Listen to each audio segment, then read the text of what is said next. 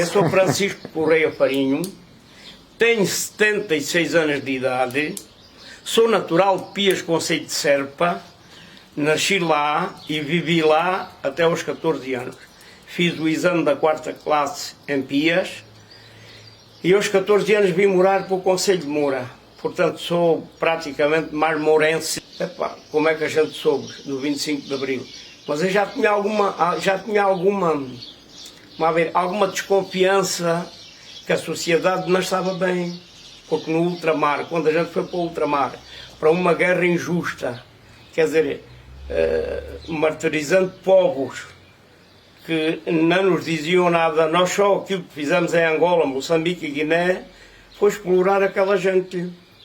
O antigo regime não lhe deixou lá nada, porque havia lá grandes pessoas que foram daqui na altura, se calhar também sem culpa, dava-lhe essa oportunidade e foram para lá. Arranjaram lá fortunas e as coisas aconteceram assim. Eu já tinha mais ou menos uma ideia de que as coisas não andavam bem, e quando se deu o 25 de Abril não foi grande surpresa para mim, porque ligado a um povo de Pias, que era já revolucionário nessa altura, que já faziam propaganda, que já tinham matado a Catarina, já tinham um partido que os organizava na altura.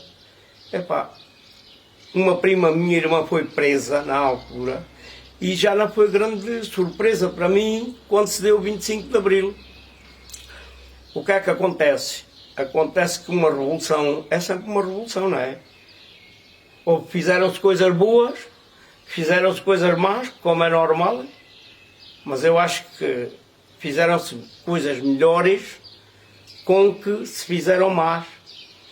Porque os trabalhadores agrícolas, os operários da construção civil, todos esses, ninguém tinha sindicatos. Então, a partir do 25 de Abril veio a organização dos sindicatos, dos trabalhadores agrícolas, dos operários da construção civil, e havia assim, se calhar os bancários ou outras classes assim um bocadinho mais altas é que poderiam ter sindicato. O resto ninguém tinha.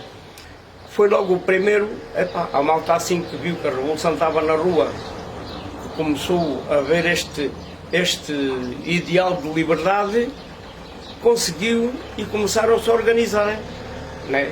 Começaram-se a organizar para a formação dos sindicatos, para a formação de comissões de moradores, para a formação de comissões de trabalhadores, e a partir daí a malta foi-se organizando e começou a fazer reivindicações, normal, porque os salários eram tão baixos que nessa altura, não quer mentir, mas se calhar eram para aí de 60 escudos, 80 mensais. E aquilo alcançou-se logo o dobro. Os salários começaram a passar para 160 escudos, 160 mensais. Quer dizer, foi uma grande conquista que a malta na altura adquiriu um poder de compra. Depois havia os cabazes de compras que o governo decretou que não podiam pôr aqueles preços a mais que aquilo, que eram os bens essenciais, dos açúcares, das batatas, dessas coisas todas.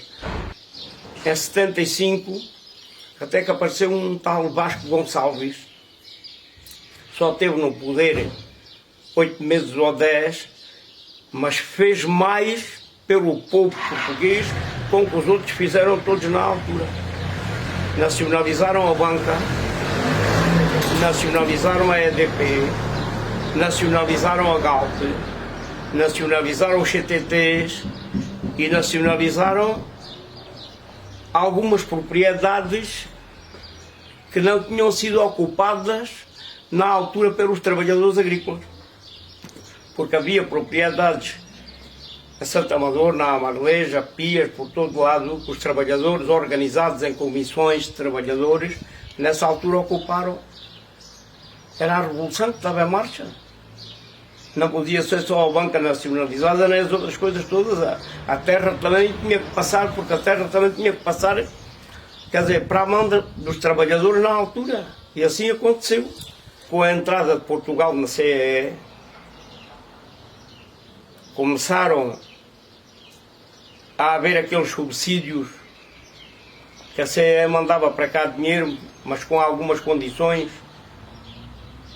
era subsídios para não se trabalhar, como o outro dizia, porque eles interessavam-lhe vender os produtos deles, e quanto menos produtos a gente cá produzisse, melhor era. Então davam dinheiro para as terras ficarem paradas. Ainda com outra agravante, as UCPs e cooperativas, só quem se podia inscrever nesses subsídios eram os proprietários da terra ou arrendatários. Como as UCPs e cooperativas não tinham contratos de arrendamento, tinham sido as terras ocupadas, né? Eles não deixaram que as UCPs e cooperativas se candidassem aos subsídios. A partir daí foi a morte da reforma agrária. A herdade dos Machados foi diferente. A herdade dos Machados é nacionalizada, em vez de ser ocupada pelos trabalhadores. Nós também tínhamos lá uma comissão de trabalhadores, mas em vez de ser ocupada pelos trabalhadores, foi uma herdade que foi nacionalizada. Passou a ser a herdade do Estado, tal como a herdade dos Lameirões, como a herdade da Abóbeda. Em 1980, com o governo do Sá Carneiro, com uma cajadada matou 2 coelhos. Porque era assim. Nós éramos empregados do Estado, já tínhamos 5 anos de Estado. 75 a 80. Se nós continuássemos ali mais meia dúzia de anos, criávamos vínculo ao Estado e éramos funcionários do Estado. Começávamos todos por ser funcionários do Estado. Ele deve ter aberto a pestana, deve ter visto isso, e então o que é que acontece? Vou fazer isto aos pedaços e cada um que se amanhe. Então pensaram em repartir a herdade dos Machados em bocados, e depois quem quis lá ficar ficou, quem não quis foi indenizado nos tais 5 anos que o Estado tinha direito de indenizar as pessoas, porque nós éramos já funcionários do Estado há 5 anos. Quem não quis, vê-se tirando. A gente não se vai embora, a gente apanha a terra. Então, mas tu és pedreiro, está lá, saber, deixa até que eu hei de me desenrascar com certeza. E assim foi. Apanhámos 33 hectares de terra e até hoje ainda lá estou. Quer dizer, fizeram de um operário da construção civil um agricultor. Como o Estado repartiu aquilo, já nos fizeram um contrato de arrendamento e já nos pudemos candidatar aos subsídios e essas coisas todas. Lá ainda devem estar lá uns 30 ou 40 rendeiros. Na altura eram quase 100, 98, 100, pai assim. Agora ainda devem lá existir uns 30, 40 rendeiros.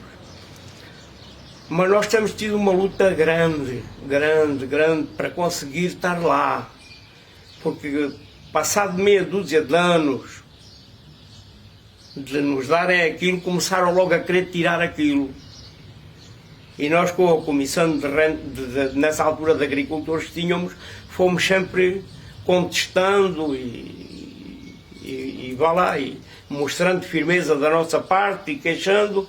E quando eles nos queriam pôr na rua, como nós tínhamos um contrato de arrendamento, nós recorríamos aos tribunais.